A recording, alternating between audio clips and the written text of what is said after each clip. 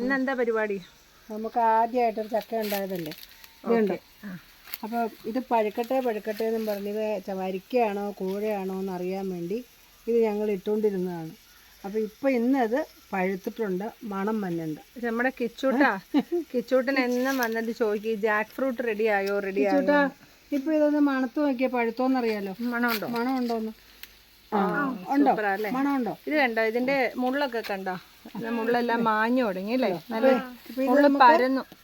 പക്ഷെ ഒരു കാര്യമുണ്ട് മമ്മി, നമ്മളിത് പറിക്കുമ്പോ ശ്രദ്ധിച്ച് പറിക്കണം, താഴെ വീഴും. അപ്പം നമുക്ക് രണ്ടുപേർക്കും കൂടി പിടിക്കാം. ഓക്കെ.